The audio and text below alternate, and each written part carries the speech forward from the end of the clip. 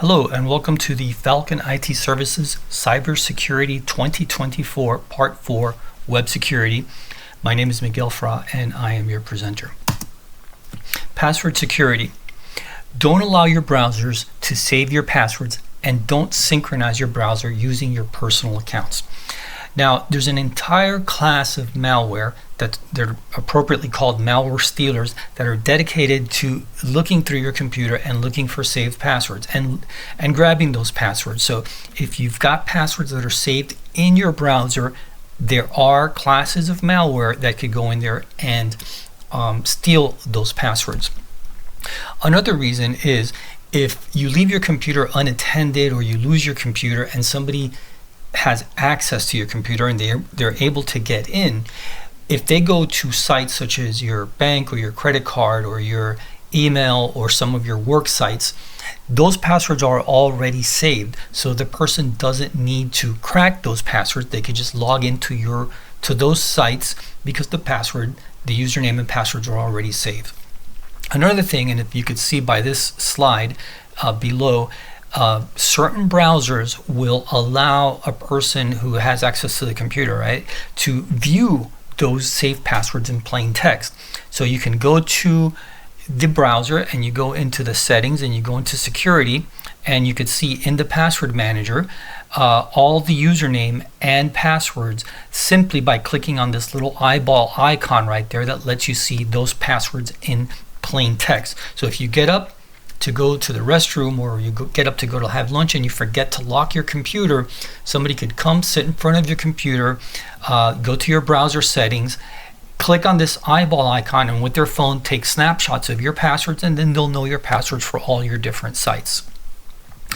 The reason that I don't recommend that you synchronize your browsers, especially with personal accounts, you log in, you've got these saved passwords, you've got work sites, you've got a lot of other personal information that's saved in your browser, and when you log into that browser and you synchronize using your personal account, that information then gets synchronized to your other personal devices, such as your phone, such as your home personal computer, maybe a tablet, and some of those devices may or may not be properly secured. They may or may not be used by other people, and some of those people would then be able to access some of that information as well. Also, when you're entering your passwords, there's a reason that password characters are displayed as dots, right? And that's in order to avoid somebody that's looking at your screen, like looking over your shoulder, or perhaps somebody who's remoted into your computer and is helping you out, somebody from our help desk, for example, or from another help desk. It's to prevent them from seeing your password.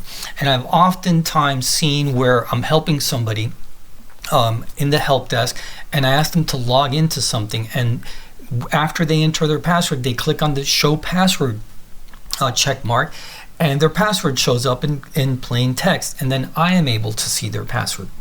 Now, I always tell the person, I just saw your password, that's not a great idea, please change it. But just keep in mind that nobody other than you should know your password. Not me, not your IT manager, not the owner of the company, only you. You are the only person that should know your password. When you have somebody remoting into your computer and helping you out, don't click on the show password icon. When you're typing, look out for what are called shoulder surfers, people looking over your shoulders at your screen. Don't click the show password icon if you see somebody looking over, and actually be guarded when you're entering your password, because some people could look at your keystrokes and see what you're typing and get an idea of what your password is. If you think that you've mistyped your password, just retype it. I do not like the show password option. I think it's a lot easier to just take an extra second or two and retype the password. And again, when somebody's looking over your shoulder, or when staff are remotely connected helping you out, you've got to be extra cautious about what's being displayed on your screen. Not just your password, but do you have any information, like, for example, do you have a patient record that's on there? The help desk doesn't need to see that. Do you have, I've seen people that keep their passwords on a spreadsheet, and they open up that spreadsheet because they're trying to log into some service while we have some of our staff connected to their computer. They will be able to see that. So just if you need to open up something that displays passwords because you need to see it, ask them to log out and then ask them to log back in. And we're going to talk about where to keep passwords. I think that keeping them in a spreadsheet on your computer is a terrible idea. But again, if you must do that, if you are doing that, just keep in mind that when you open it, who's logged into your computer and who's looking over your shoulder. Now, stop reusing password. This is the number one problem, and this is one of the reasons that there's so much hacking going on. It's because people use the same password for a lot of different services. And what happens is when one service gets hacked, your email address and that password will be known, right? It'll get dumped. It'll go on the dark web somewhere. So now there's a hacker, and he's got my email address, for as an example, Miguel@falconitservices.com, and he knows that I'm using the password. And what the hackers will try to do is use that same email address and combination in a lot of other services, right? So I'm going to give you an example here. My email, my password, my credentials were hacked in the LinkedIn hack, right?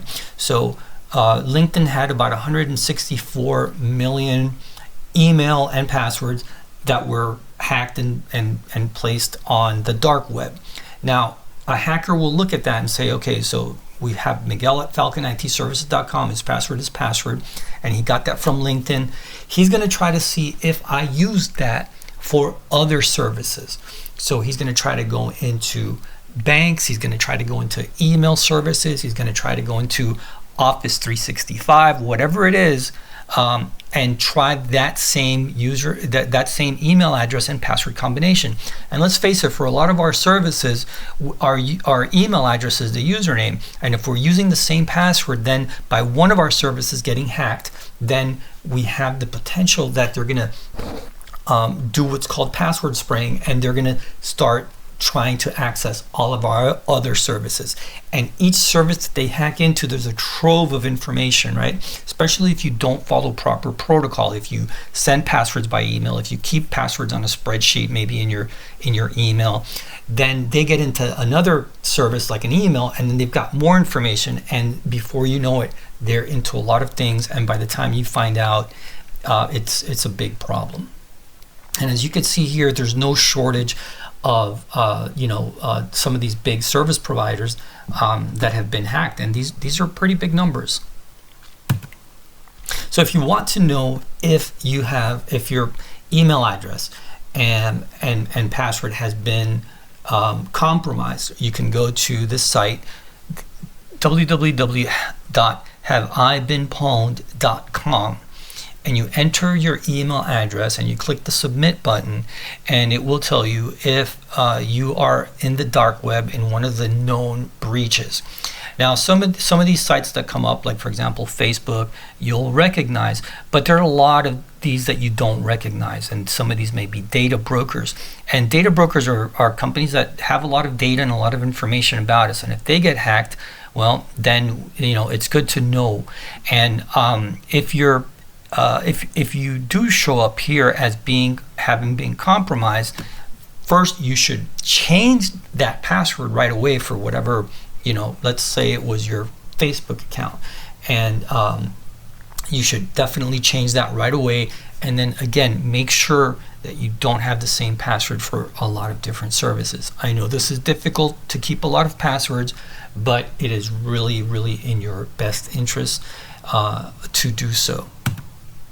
So here it is where it shows down there in red, oh no, you've been pwned.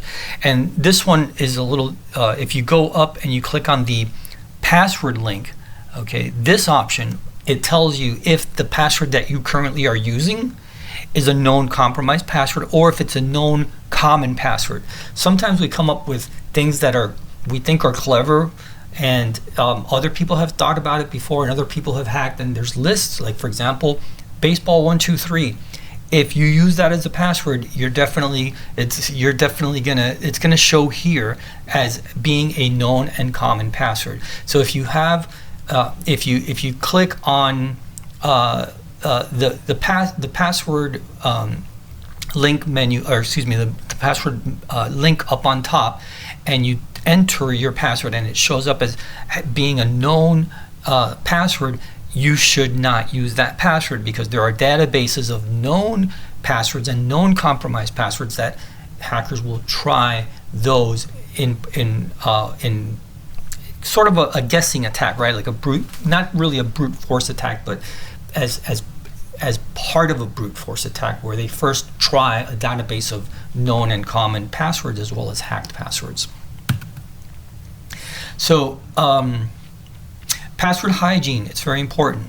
And so where do we keep passwords? Well, the best place to keep your password is in your mind, right? In your brain, to memorize it.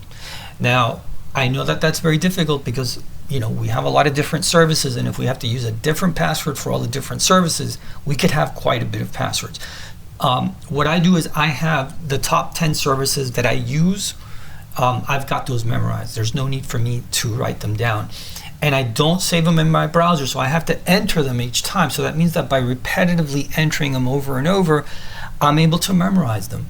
Okay, so if you cannot do that, the second best place to keep your passwords, and what I do is, for the passwords that I don't have memorized, for the rest of the 40 passwords, I keep them on a sheet of paper written down, and I keep that sheet of paper in a safe that I have in my house. So when I need to get those passwords, I could go open the safe, look them up, log into whatever I need to, and then I could lock them back up.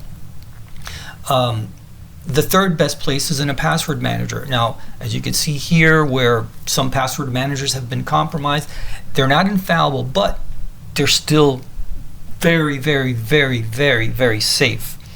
And this is a good third option if you cannot memorize them and you cannot keep them under safe or under lock and key. And one of the reasons that we ask people to have long passwords, at least 14 characters or more, is because, for example, here this password manager was compromised and somebody made off with a database of passwords, but those passwords were encrypted. Now, it's going to be very difficult to decrypt those. It could take sometimes years, right? It could take months, years. The difference is, if you have a very simple password with very few characters, those passwords could be decrypted maybe within months. If you have a long enough password, it may take years, which by that time you've probably changed it, or it may be nearly impossible if your password's long enough, right? Like a password phrase that's 20 characters or more. It could be nearly impossible to be decrypted.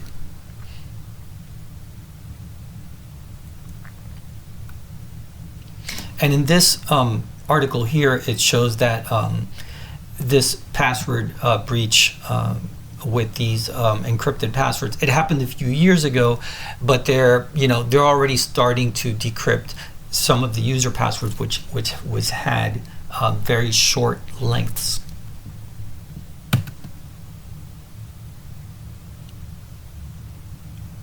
Okay, so there's something called store now and decrypt later. And again, this is what we alluded to last time, which is hackers, they stole password vaults containing encrypted passwords, and they're running it and trying to decrypt it. If your password is short, okay, you have less chance that your password is going to be safe, and it's going to be a lot easier to crack. And as the future comes and technology increases, computers get faster, there's new technology, there's new things discovered, it's going to be even easier to decrypt passwords that have short lengths or very few characters. Now, Stolen credentials can be used to move laterally across the internet's public services. This happened to a friend of mine who called me one day, and he told me that he had received an email and that somebody had stated that they had hacked his personal computer and that they were asking him for money, and they were trying to extort him. And I told him, well, look, that's fake. And his reply was, it's not. They know my password. I said, what password? The password to your computer? He said, yeah, they know the password that I used to log in to my computer. So basically what happened is he had a LinkedIn account, and he used this password, which happens to be a terrible password. This is in the probably top 20 commonly used passwords, but he used that for his LinkedIn account. So somebody was sending out mass emails, and they would state that they knew that your email address was such and such and that your password was such and such. Now, this person happened to use the same password not only for his LinkedIn account, but for his computer account. He wasn't aware about the LinkedIn breach. So when he got this email and he saw that the hacker had written his password, he had actually thought that they had really hacked into his computer. So this is why it's important that we have different passwords for different services. And also, this password, when you replace letters for symbols that are similar looking, this is called leet, and you're not going to fool hackers with that, because they actually invented that, right? A lot of this originates from back in the BBS days, and it stands for elite, and it's really not a good way to secure. It's by coming up with passwords like this. You may think you're clever, and you may think that nobody else has thought about this, but more often than not, somebody has thought about whatever leet you're using. Okay, now people don't sit.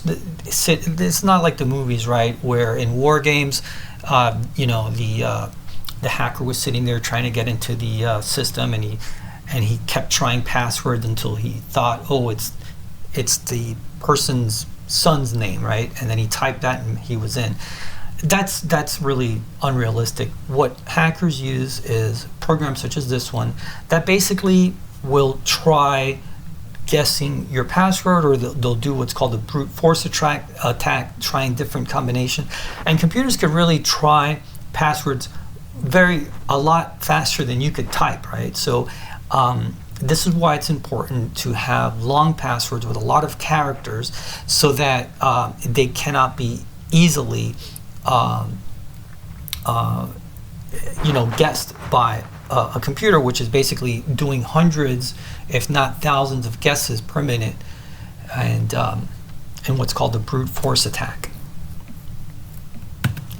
Another thing is, these programs, you can input variables to help the program. So, for example, if your password was bronson.fiona.1967, I would say that's a really good password for you.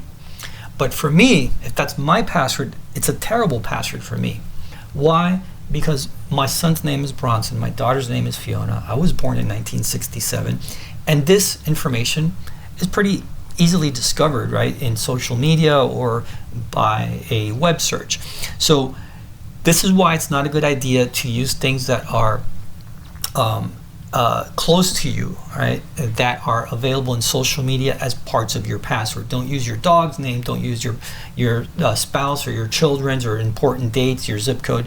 So in this example here, a password breach program, you can enter these variables. So a hacker will go and from having looked through my social media profile, he's going to enter my son's name, my daughter's name. He can enter some important dates, my zip code, my parts of my address, the football teams, any piece of information that they could find.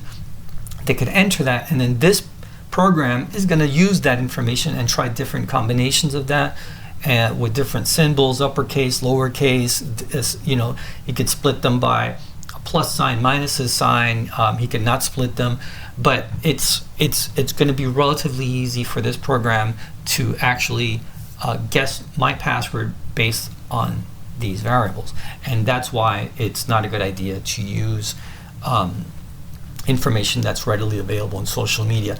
And in addition to that, with artificial intelligence being used in a nefarious way, it's going to be even easier, because the bots can go and scour your social media and look for information and then use that as part of the attack.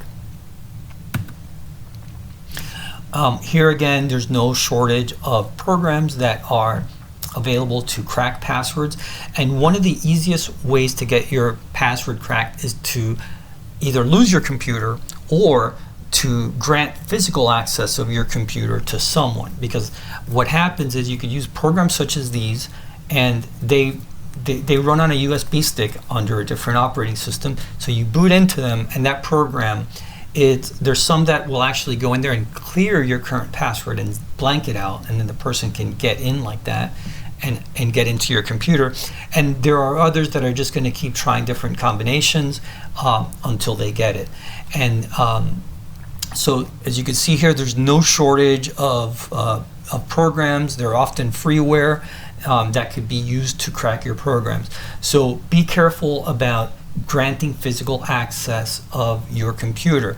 Keep this in mind. If you have important information on your laptop, don't leave it in your car, don't leave it in your trunk. Make sure that it's always secured. Don't leave it where it could be stolen. If you have a computer, be wary about who comes in and out of your office, or who comes in and out of your home, and how much time they're able to be on your computer. And if you have really important information, always lock your office at night, and make sure that people that have access, for example, contractors that may come in at night to do work like cleaning, that they're vetted, and you have background checks run on them, or keep them out of your office and away from your computers and your servers. So copy paste, be careful what you copy and paste. There are programs that are designed, they're malware programs, and what they do is they're designed to read your clipboard. And if they read that you've copied either a bank account number or a wallet ID from a crypto wallet, such as any number of cryptos out there, what it'll do is when you go, it'll actually recognize that you've copied this, and it'll replace it with a different one, right? So you copy your bank account number, right? And then you paste it, but it's actually, you're pasting their bank account number. So if you don't notice after you paste that the account has changed, you may be wiring money out to a different person. Okay, so it's never good to copy and paste sensitive information. If you're a lot of people have had millions of dollars stolen from their Bitcoin wallets because they're going to transfer money from one account to another. So they copy, because it's a long account number, right? They don't want to type it. So they copy it, but then when they paste it, they're pasting someone else's Bitcoin wallet, because the software, the virus, has replaced the original clipboard content with its own bank account contents. So they paste it, they don't notice, they hit send, and the money's gone out of their account into a hacker's account, and they've lost a lot of money. And it's happened, and it happens quite often, so you've got to be really, really careful about what you copy and paste, and this includes passwords. So what are some good password guidelines? Well, user-generated passwords should be at least 10 characters in length, and I always recommend even longer, like a password phrase. Passwords should not expire frequently. This creates counterproductive behavior. So before, they used to tell you to change your password every 90 days, and they used to ask you to have passwords that were kind of difficult to read, right? Like, it would have it would have random characters, random numbers, random letters. Nobody could really memorize any of that, and this created counterproductive behavior since we couldn't memorize that. And by the time we did memorize it, if we did, it would be already time to change it again. People started just writing it down on a piece of paper and keeping it under their keyboard or in their desk drawer where somebody else could see it. So in 2017, NIST, the National Institute of Standards, stated, look, you shouldn't change your password every 90 days anymore, and you shouldn't have these crazy passwords that nobody could really decipher, right? I mean, unless you're Spock or Rain Man, you can't really memorize a password like X35 exclamation point capital R lowercase. It's just really not something that humans are good at memorizing. So what NIST has asked to do is to use a phrase, a long phrase, and we'll get into that a little bit later, but phrases are better alternatives because you're able to memorize them. Now, users should be prevented from using sequential characters. For example, if you change your password from baseball 123 to baseball 1234 or to baseball 124, a lot of times we have passwords that are characters or dictionary words followed by a number, and then when it's time to change your password, we just increase the number by 1. That's really not a good practice, because if somebody had your old one of the first things they're going to do is, if they notice that you change your password, they're going to try to use a combination of higher numbers or different numbers. Always use two-factor authentication for added protection. I totally dislike knowledge-based authentication because this is easy to get into your account. So it should not be used, and or what I do is I always give out some fake information. Because, for example, if we, there have been instances where people hack into your phone or into your cloud account because they go into your social media and they know the name of your pet. They know where you went to school. All this is available online. And if you use that as a knowledge-based authentication, a hacker could call into the phone company, impersonate you, say that they forgot the password, and then when they ask, well, okay, answer the security questions, they've got the answers because they've done their research on social media. Again, as we spoke about in the last slide, context-specific words such as the name of people in your household, people at your work, birth dates, things like that, they shouldn't be permitted. And the names of a service or of your company. So, for example, if your company's name is Acme, your password should not contain the name Acme. If your username is Wiley, your password should not contain the name Wiley at all, because this is easy to guess. Write passwords on notebook paper and keep them under lock and key until you've got them memorized.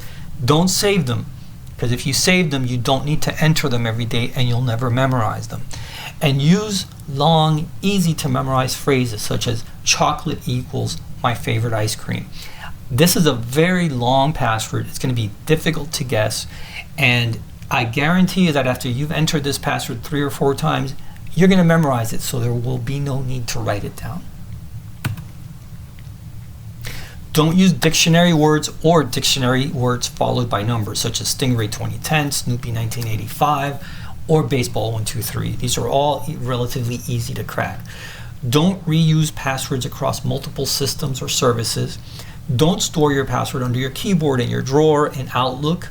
Don't store it in your email. Don't store it on your phone. Store it in your password wallet is good, but the best place to keep it is in your brain, right? To have it memorized. Don't send passwords by text.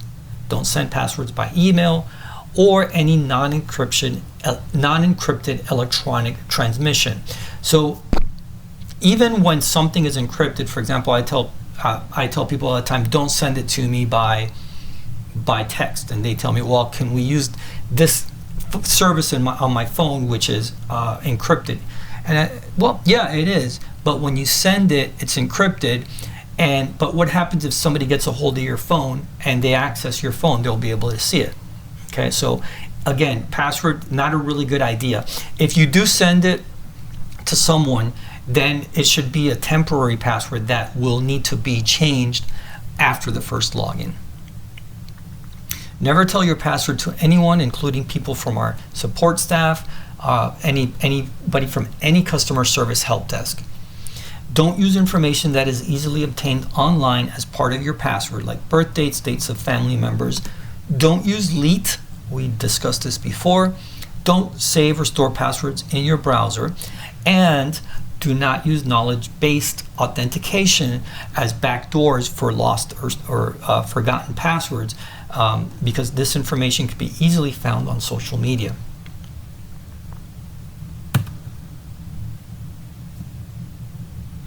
cookies and tokens. As organizations increase their coverage of multi-factor authentication, threat actors have begun to move to a more sophisticated technique to allow them to compromise corporate resources without needing to satisfy multi-factor authentication. Recently, the Microsoft Detection and Response team has seen an increase in attackers using token theft for this purpose. By compromising and replaying a token issued to an identity that has already completed multi-factor authentication, the threat actor satisfies the validation of MFA, and access is granted to organizational resources accordingly. This poses to be a concerning tactic for defenders because the expertise needed to compromise a token is very low, is hard to detect, and few organizations have token theft mitigations in their incident response plan. So this is said a lot. I'm going to kind of break it down to you really easy. When you log into a website, you have to authenticate using two-factor authentication. What happens is when you do that, the server gives you a session token or a cookie, and it's placed in your device.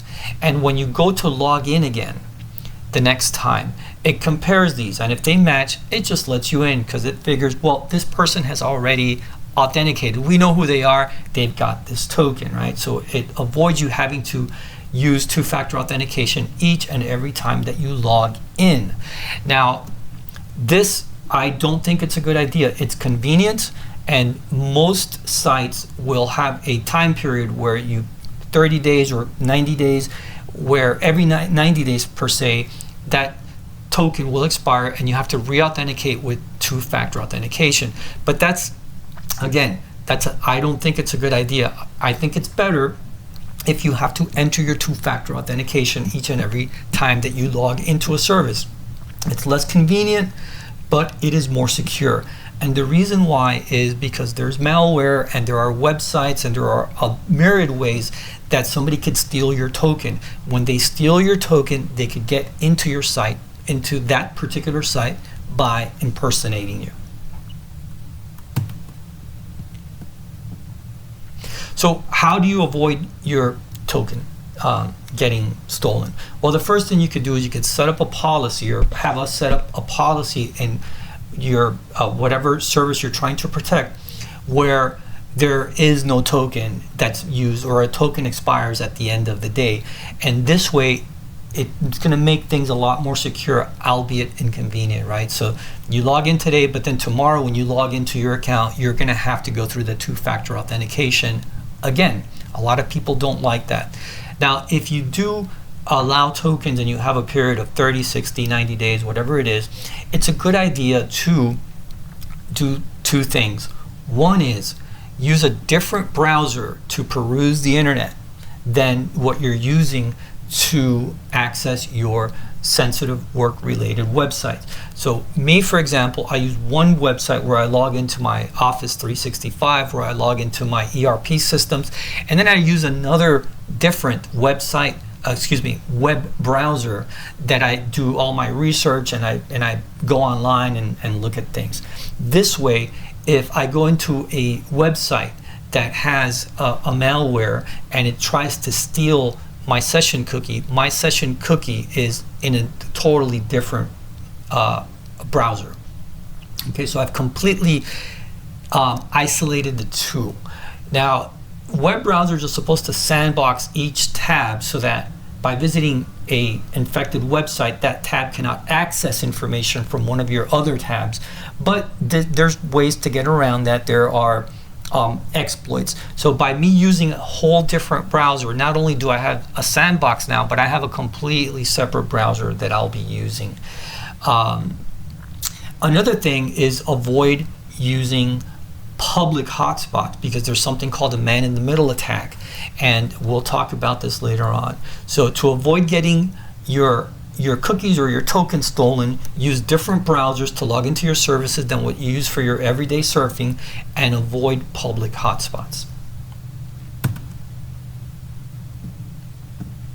So the two-step verification in this example here, if you look, it asks you, don't ask again on this device. So what happens is when you log in to this service, which happens to be Google, and you do go through the two-factor authentication process, if you click don't ask again on this device, it saves a cookie to your device so that you don't have to go through two-step verification every time you log in from that device. Now Google trusts that device. Again, this is very convenient, but it lends itself to having that cookie or that token stolen. So browser cookies enable web applications to store user authentication information so that a user could stay signed in instead of having to supply their username and password every time they navigate to a different page from the same website, or when they happen to log in over through the website, having to avoid having to go through the two-step authentication process.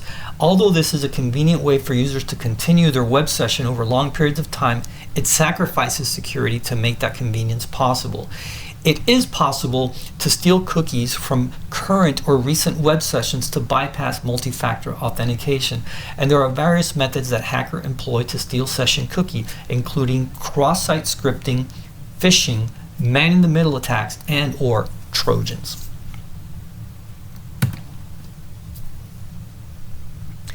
So how hackers bypass two-factor authentication. A lot of people think that having two-factor authentication, that's a total security fix, right? It's a panacea, but it's really not.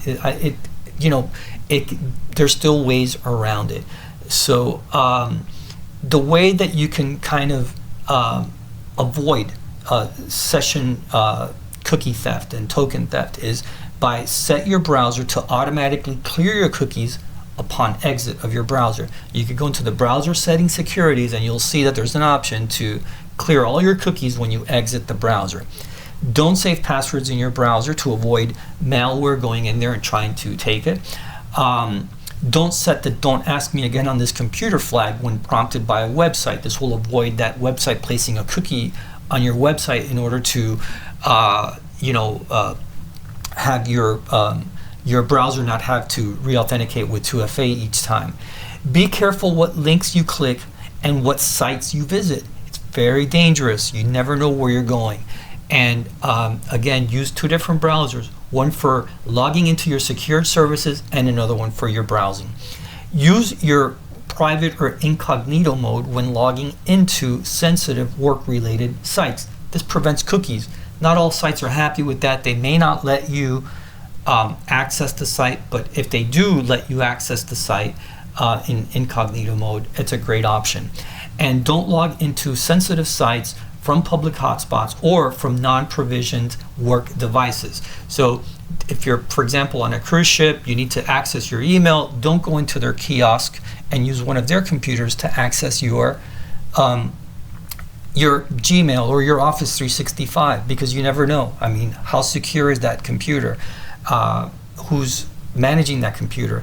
If the wrong person has access to that, well, there's your cookie and your tokens are going to be placed on that computer. So always access the secured sites from your managed work computer only, not from your home computer, not from your friend's computer, not from your kid's tablet, only from your work computer that's managed by us.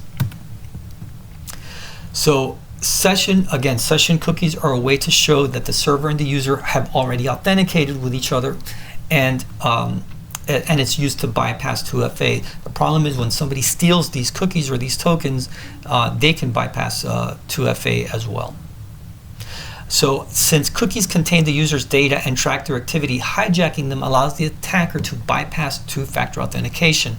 A phishing website is one of the most popular tools to conduct man-in-the-middle attacks. By posing as a trusted entity, the criminal prompts the victim to authenticate themselves via an attached link. So by phishing, going to the wrong websites, you can get this, in addition to some of the other methods that we had discussed before, such as a virus on your computer or a man-in-the-middle attack from a Wi-Fi public hotspot.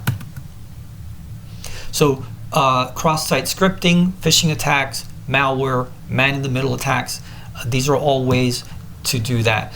And also beware of QR codes that lead to fake websites. They're their QR codes are popping up in different things. Your email now has QR codes embedded, and people will just get their phone. They'll use their camera for the QR code and have their phone go to the website. And the reason that hackers are doing this is because QR codes, since it's not text, a lot of the anti-spyware, anti-malware, anti-phishing systems that these emails pass through are not going to detect it, because it's just a QR code. It's not a link that the systems can read to see where it's going. And again, browsers that sync to other devices could be a problem for cookies and tokens, because you never know how these devices are secured. So you wouldn't believe, right? If you were in a supermarket and you saw this tabloid, you wouldn't believe this, right? You wouldn't believe that somebody just found a coin with an alien head and that it proves that aliens have been here. But somehow people believe the one on the right, which is where a Facebook post from somebody that they probably don't know is giving them a link to go and watch a video of them. And people click on these links all the time, and it takes them to a malicious website. Now, the example on the right is called the watering hole. Now, there are lots and lots of websites, and there are lots and lots of social media accounts that get hacked every single day. If you remember from the introduction slide, there are like 600,000 Facebook accounts that get hacked on a daily basis. When a hacker hacks somebody's Facebook accounts, they're going to post something like this, right? So let's say that this person, Andrea Rosales, had her Facebook account hacked. The hacker posts this. Now you see this, and maybe you've had, now this is where context changes. Maybe you and Andrea are friends, and you've had a friendly posting back and forth, but all of a sudden she's telling you to click here to see a racy video. Now you've got to analyze this and think, well, the context is different because this is not how I normally interact with Andrea. So this should be a red flag for you that something has changed. Pick up the phone, call this person, and find out, hey, did you post this? Okay, because again, the context change is a good indicator of that something is wrong, right? Something's amiss. The second thing, if you look here, you can see that the URL is really not Facebook, it's facebookapp.com. This is probably a domain that somebody bought. It may be up for a few days or sometimes even a few months before it's discovered by the registrar as being malicious and taken down. So you've got to be really, really careful. And when you see something like this, okay, the best thing to do is to not click on it. So download only from trusted sources. A Trojan horse is a piece of software that appears to be doing one thing, but in reality, it's doing something else that the owner of the computer who installed the software may not be aware of. So it's important to always download software from a trusted source. Never sideload programs into your phone. The phones have a fenced-in area where only allows certain softwares that have been vetted by the operating system developer, right? Whether it's an iOS or whether it's an Android. And if you sideload programs, right? If you do sideloading, yes, you can install any software that you want without having to go through them, but at the same time, what are you really installing on there? Okay, so never sideload any programs into your work phone or any phone that you use for work-related business. Research the software and the developer. One of the best ways that I like to do this is to go to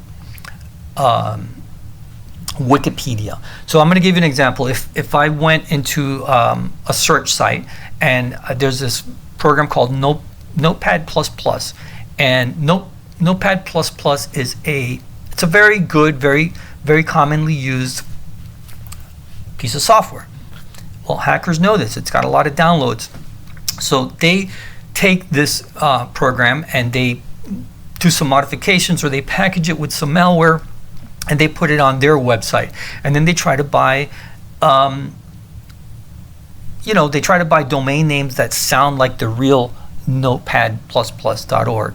So if you look at this article here, it states that there are other domain names with similar sounding names as the notepad++.org that are spreading malicious software when you download it. So what I do is I always go to the Wikipedia site, I enter the name of the software, and it's pretty good at this, where it'll always have a link at the bottom that tells me where to go. And this is the site, the real site of notepad++.org. So when I go and I download it from there, I know I'm getting it from the official site. Because sometimes a program like this, there's 10 different sites that I can download it from.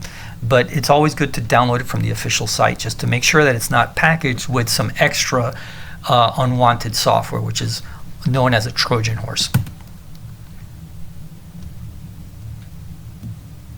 So here is one app, and there's 9 different locations, right? When you go and you do a search for that app to download it, the app is available from 9 different locations. As you can see here, 5 of these 9 locations that you could download the app have an additional bundle in the download, which is malware.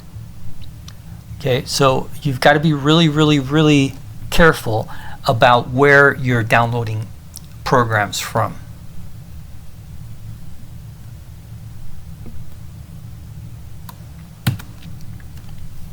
So research software before you download, check the licensing of the app, beware of copycat products, and download from trusted zones.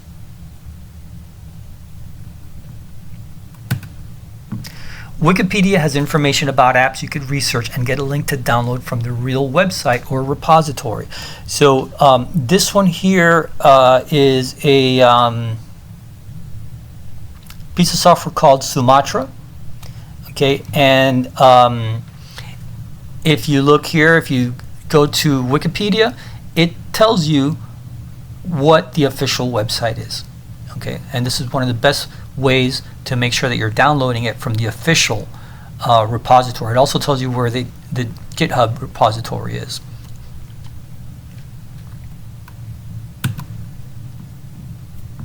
So hackers have marketing budgets. They put, they get advertised. They get advertisements to try to get people to download malicious or fake versions. KeePass is a password manager, and in this example here, somebody bought a sponsored. You can see here it's a sponsored link. If you look at the KeePass here, the way that KeePass is the actual. This is the real URL. But if you look here, there's a little dot under the K. So they used a non-English a character set, right? In a lot of languages, you have letters that may have two dots on top, or they may have special characters like the Nye or the double dots over the U, and they use that in order for the in order for the URL to appear the same. So again, if you want to make sure that you're getting it from the right place, right? When you clicked on this, you can see here the little dot under the K. So this is not really a K. Okay, this is a different URL completely, which looks very, very similar to the real URL.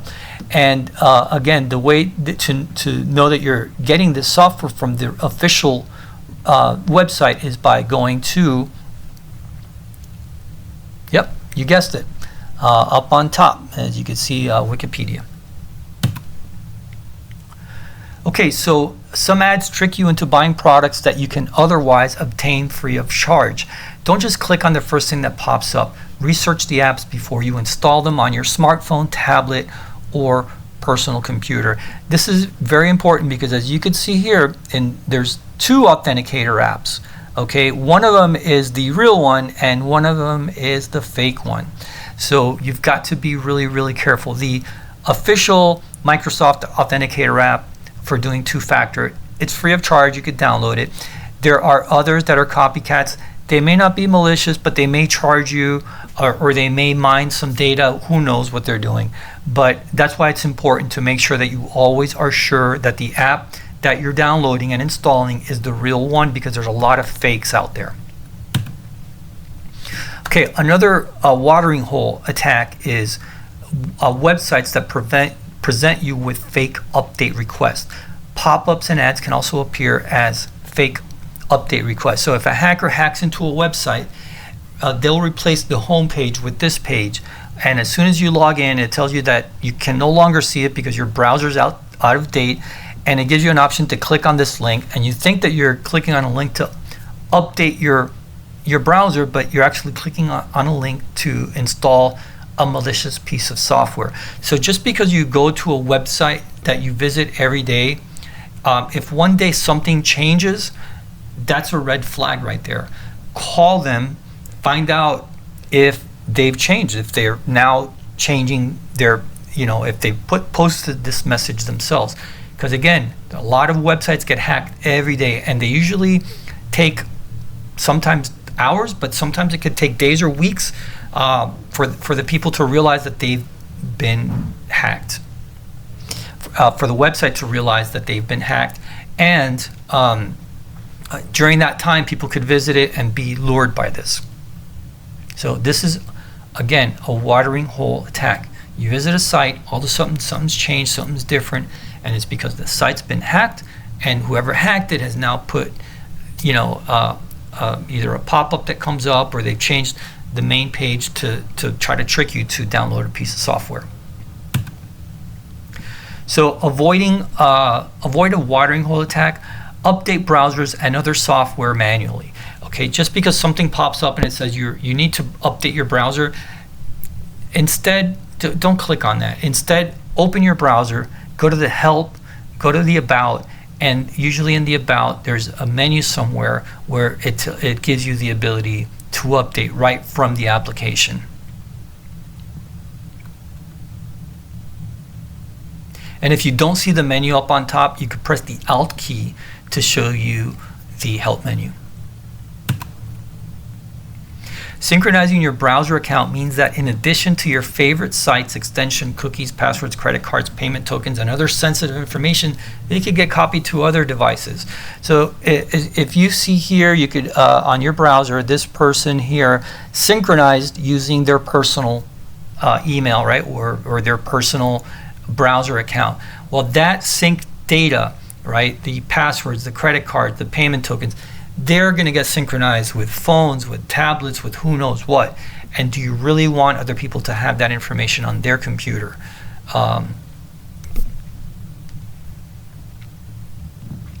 So if you do sync, then don't sign in to work related accounts using the synchronized browsers. Social engineering. Well, social engineering, if you've seen the movie Catch Me If You Can, that's the quintessential social engineer. People think that hackers are all, sitting in a dark room somewhere in the middle of the night, drinking coffee, eating pizza, and trying to get into some computers, and they have very poor people skills. And that's not so. A lot of hackers have excellent people skills. They're good at tricking people, at manipulating people. They'd be great, in fields such as sales, right? You've also got to be concerned about people like that, right? That they call you by the phone, they try to trick you into something. And so social engineers, they will call you and they will impersonate someone to try to get information out of you or try to trick you into divulging information. Here's some of the telltale signs that you are being social engineered. One is when something is too good to be true. That's a red flag. Two is when you're not expecting something. If something comes out of the blue, you get a phone call out of the blue, an email out of the blue, you're not expecting it, That's a telltale sign. There's a sense of urgency or pressure to act now, to act quickly. That's another red flag. They don't want you to think about it. They don't want you to come to your senses, right? Or if you think about it too much, you might come to a different conclusion. And so when you're being pressured to act now, that is another red flag. Attempts to create chaos. As humans, we try to avoid chaos. It goes down from when we were little, right? Our parents, we didn't get that stick of bubble gum. We'd create a scene in the supermarket, and the parent would cave in because they didn't want a scene. It's just human nature. Hackers know this, right? They're good at psychological manipulation. So by trying to create chaos, trying to scare you that something's going to happen to you, you're going to lose some money, that they're going to talk to your manager, that you're going to get in trouble at work. These are all attempts to create chaos. That's another red flag. Also, when you're being asked to send money or to divulge information, that is a red flag. And of course, there's poor grammar, poor spelling. I've gotten calls from Joe Smith with a very, obvious foreign accent, and so things like that, and emails with poor grammar, because a lot of times when hackers that are sending us phishing or calling us to try to social engineer us, they're outside the U.S. Okay, so social engineers use charm, wit, cleverness, and social skills to impersonate, elicit information, and defraud victims. So what are some examples of social engineering? Well, Ulysses, right, with his Trojan horse, that was a social engineering tactic. He left the horse, the Trojans, they left, they got, their ships were hidden. The Trojans thought, oh, this guy left, and we're going to take this horse. That was a very slick maneuver. Okay, that's a social engineering tactics. The devil, right, in Genesis, hey, I'm your friend, listen to me. Charles Ponzi, the eponymous Ponzi scheme, right, where he would tell people that he could double their money.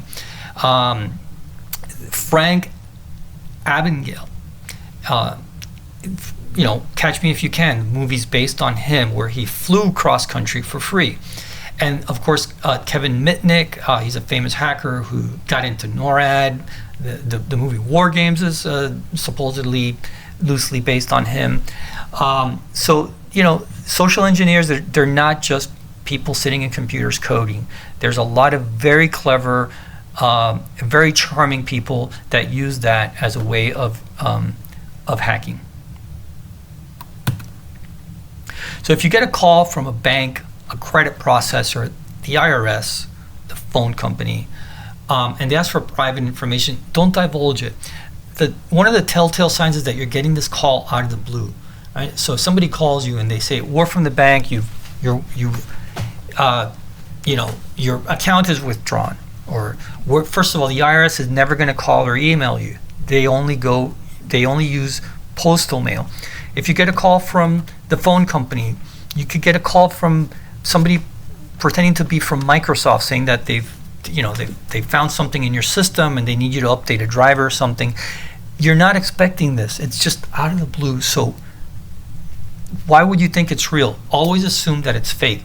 And the way to go about this is, if you get a call from the bank, all right, and it's out of the blue, tell them, okay, that's fine. Just give me your extension, your name. I will call you back.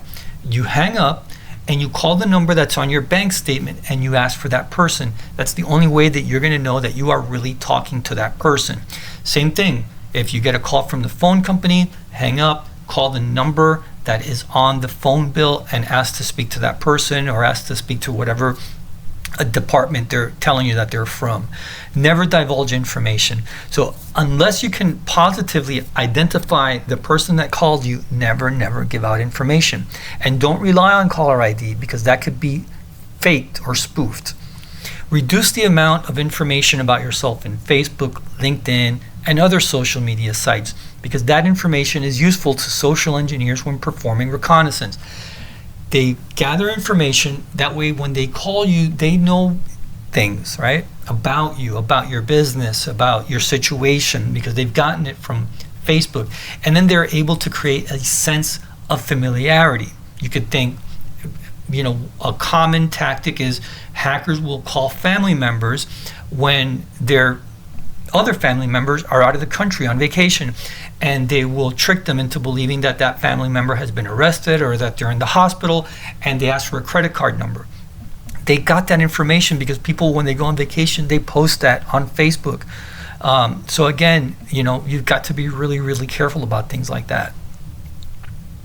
Careful who you add as a friend or connect to when using social media, because when you add someone to your group, now they have a lot more information that may be private to that group, but not public. So now that person has access to the private information. And don't post your business owner's information on social media if at all possible. Business owners are high value targets for social engineers. And so are people in departments such as the finance department, for that matter. So here's one example of a social engineering tactic, and this happened to a bank in Chile. And so what happened is a North Korean hacker put a ad on LinkedIn that they were opening a branch in Chile and they were looking for employees. So a person applied and they set up an interview through Skype. Now the person happened to be at work because the interview was being conducted during business hours. So the person got on their work laptop computer on Skype and started to interview. And when they couldn't see each other on the screen, the hackers stated, well, I'm going to send you an application in PDF and send it through Skype. Okay, so it bypassed some of their security measures. And when the employee opened that application, it was actually a virus, and it got the bank hacked, unfortunately. So when you're doing interviews or when you're talking to somebody that you don't know, make sure that there's not a grainy video. Make sure that you're able to see the person. Make sure that you're able to talk to, do some research on the person, because again, hackers have all kinds of ingenious ways of social engineering you. So there are dangers in hiring online without knowing fully who the person is at the other end. With this work remote, there are people that are interviewing from one city where the company is in another city, and they get hired, they get interviewed and hired without even stepping foot on premise. If you do that, okay, you've got to make sure that you look out for some red flags. As with any fraud, beware of anger, aggression, or other intimidating techniques. Beware of potential employees that are using a P.O. box address, a virtual address, or a forwarding address. Beware of potential employees who refuse in-person meetings or who refuse drug tests or in-person interviews. Beware of employees who refuse to enable their cameras to allow live video during online interviews, or when the live video just keeps cutting out or having problems. That's not a good thing. Beware of attempts to change payment transfer details than what's on the also, I forgot to mention, a lot of us hire freelancers, right? From Freelancer and other, Freelancer.com and other platforms such as this. You've got to make sure that they do part of their vetting. You've got to make sure that you do part of yours. So never, if they ask you to change the payment transfers and you've got, person A with X social security number, X bank details, and they're having problems receiving the money, they ask you to transfer it to another, that's a red flag right there. Beware of multiple online profiles with overlapping information, different photographs, or no pictures at all. And while some people prefer anonymity, be extra careful with people who have absolutely zero digital footprint or online presence. Have your HR department conduct its own due diligence aside from what's being done by the freelancer platform and or the recruitment agency. If you're hiring someone for freelancer, either tech support or for your website or for coding, programming, having applications created, you've got to do a lot of due diligence, because sometimes we don't have the option of seeing who these people are. And, and hackers could trick or social engineer freelancer platforms just like they can do to us. So pretexting. During a pretexting attack, threat actors are typically asked victims for certain information, stating that it is needed to confirm the victim's identity. In reality, the threat actor steals this information and then uses it to carry on secondary or additional attacks. So for example, if a threat actor calls you and states that they're from the phone company and that your bill is due, but before proceeding to tell you the details, they need to validate the last 4 digits of your social. Well, what they're doing is they're trying to get the 4 last digits of your social, because then they could actually call the phone company and impersonate you, so that when the phone company asks them to authenticate themselves by providing either the PIN or the 4 digits of their social, they've got that handy because you've given it to them. So baiting uses physical media to dispense malware, and this has happened where hackers leave flash drives, lying around. You find it, you think, hey, lucky me, I found this external USB drive, I found this flash drive. You plug it into your computer and it's loaded with malware.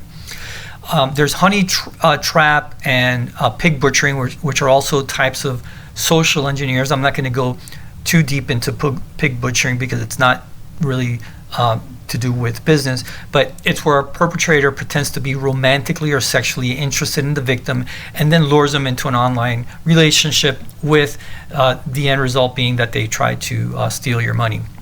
There's SMS phishing.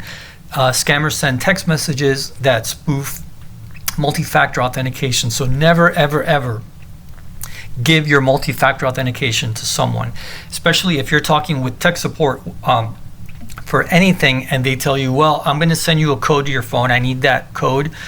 They may be trying to log into one of your services that are using multi-factor authentication, but they don't have your phone, right? They just know your password because they hacked it, or it's in the dark web.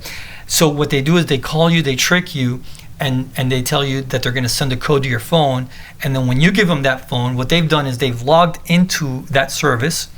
And when that service sends you the code, you're giving it to them, so they're entering the code. Now they're able to authenticate. Tailgating, also known as piggybacking, is a social engineering tactic in which an attacker physically follows someone into a secure or restricted area. You see this in movies all the time, where somebody goes into a restricted area, and as the door is slowly closing behind them, somebody will just walk in behind them, or they'll hold the door open. You got to be careful with that. I see, I used to live in an apartment building where there was a keyed entry, and I would see all the time people that nobody knew who they were, but they would get into the building because somebody would come in and open the door and just let somebody in without asking who they were. And in a watering hole attack, a hacker infects a legitimate website that their targets are known to visit. Then, when the chosen victims log into the site, the hacker either captures their credentials and uses them to breach the target's network, or they install a backdoor Trojan to access the network. Again, this is a common scam, social engineering scam. You got to be careful what you post. It's called the grandparent scam. When people go on vacation and they start posting photos of themselves, vacationing in Europe or wherever, hackers see this and they call your grandparents and they tell your grandparents that you've been in a terrible accident and you're in a hospital, and they need them to wire transfer money so that you can be looked at by a doctor. Now the grandparents think, oh, well, they know that the person's really on vacation, so they think it's true, but in fact the hackers just got this from social media. They can also try to say that you've been arrested by the police and there's bail money that you need to send. And also, when you post that you're on vacation, you're basically telling the world that your house is currently unoccupied. And hackers could call their syndicates in the city, and maybe they're somebody available for a break-in. So you've got to be really, really careful what you post on your social media. Again, careful what you post. And this particular post here that I discovered, it's an IT company that posted and a lot of IT companies do that, who their clients are, right? And well, a bad actor could look at this and see that these companies use a particular IT, and that's information they could then try to call and impersonate that IT company, or vice versa. They could call the IT company and try to impersonate their clients. Social engineering, again, former NASA contractor arrested on charges allegedly hacking and online threats made to obtain nude photos of female victims. And this is why I don't like the knowledge-based authentication, where they ask you, what's the name of your pet? Where did you go to school? All this information could be had from either casual conversation or social media. In this case, a person basically at a NASA contractor would have casual conversations with female employees. Hey, what's the name of your dog? Oh, where did you go to school? Oh. And then what the person did is they used that information to get into their iCloud accounts. They stated that they had forgotten their password, and when asked, to authenticate using knowledge-based authentication, they had all the answers because it was discussed. And then they used that to steal photos from the victims' phones. Deepfakes. Computer AI systems capable of mimicking a person's voice have been used to trick CFOs out of hundreds of thousands of dollars. So AI can listen to your voice and recreate it. So somebody could call me, listen to me, state whatever, a sentence, and then they could mimic my voice and have me say whatever it is, right? So you've got to be really careful. If you get a voicemail asking you for wire transfer, change of instructions, or to send money, always call, right, and verify it. Have a real conversation with the real person. Never send money or divulge information based on a voicemail. In this case, it happened when it first came out. This was happening. A CFO left a voicemail on this. Was left a voicemail by the CEO, who happened to be traveling at the time, asking him to send a large amount of money to this particular bank account. And the CFO did it because he recognized the CEO's voice. But it wasn't the CEO. It was a deep fake. So you got to be really, really careful with that. Deepfake technology has been used to bring deceased actors back to life in movies, right? So there's a lot of things that this type of technology can do. So don't rely on recorded videos or voicemail messages. Have a real conversation. Scareware, it's not as prevalent today as it used to be. But there are pop-ups that come up and they try to scare you into action, right? Like this one here that shows virus detected. When you see something like that pop up, you could call us at the help desk. Never click on them, not even on the little X at the top. Press Alt F4 and it will close the window without you having to interact with it. So Alt F4 on your keyboard will close the pop-up. You never have to click anywhere on it. Scareware uses time-sensitive tactics, such as the sense of urgency, along with the threats to entice you to fall prey. Many scareware programs mimic antivirus alerts. Your antivirus is centrally managed by us, so there's really no need for you to interact. So if you see on your work computer a pop-up like this one, where the antivirus comes out and says, "Oh, you've got 5 viruses or 50 viruses," it's fake. Okay, so call us if you get something like this. We'll take care of it, or press Alt F4. Always know where you are. URLs, there's myriad options of URLs, and hackers could purchase domain names with similar looking names, right? So in this example here, we've got 3 domains and they all look the same. Okay, the first one is the real one. That's our website. The second one, I've replaced the O with a 0. That's a little bit easier to spot if you're paying close attention. The third one, it's really difficult to spot if you're not, attuned to it, because I've replaced the lowercase I with an L. And if you're not paying close attention, you can be tricked. That's why it's important not to follow links. If you're going to a website, just go to the URL, type it in yourself. Also, URLs can get purchased with similar sounding domains. So for example, we know that PayPal is www.paypal.com.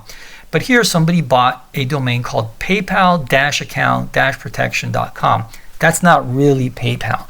And look, they created a website that is very, very similar to the real PayPal. So if you land here and you don't look past this, you'll think you're at PayPal. So you got to be really careful and always know where you are. Now, modern browsers, they put the domain name in bold letters and everything else is in gray. So if you look at our website, you see that our domain name, falconitservices.com, is in dark bold letters and everything else is in gray. Now, why do they do this? Because clever hackers figured out at some point where they could buy subdomains and litter the entire URL bar all the way to the end with these subdomains. So in this top one, you can see here the name of this bank in the UK.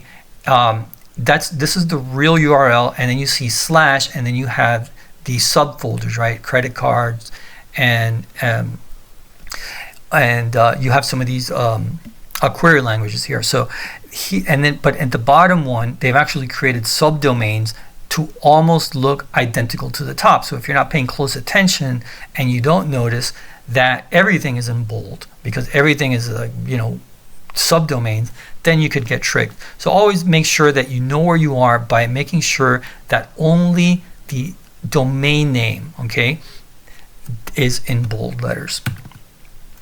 So what is a RAT, a remote administration Trojan? This is what hackers try to put into your computer. A RAT is a piece of software that has several tools. The first one is a keystroke logger. So whatever you're typing on your keyboard, a log of it will be recorded and it will be sent out to the hacker's server, right? Usually on a scheduled basis, nightly, hourly, whatever it is.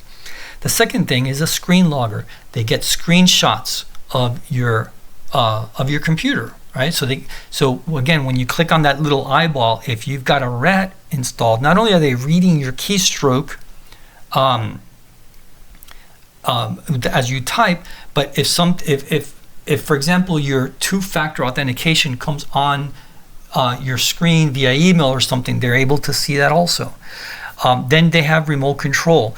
And by remote control, don't think that you're going to notice because you're going to see your mouse moving. They can remote control into what's called a shell, where they use command lines to control your computer, and it runs in the background and you'll never know it. They can also activate and view your webcam. They could wipe or encrypt your hard drive. It could use your PC as a proxy, as an intermediary for them to go hack something, right? So if a hacker's using your computer, they can try to go hack another place and it'll appear as if it's coming from your PC. And they can also use it to install software remotely, so they could sell installation services to other hackers who might want to have their own softwares installed. So this is a very dangerous piece of software to get installed in your computer.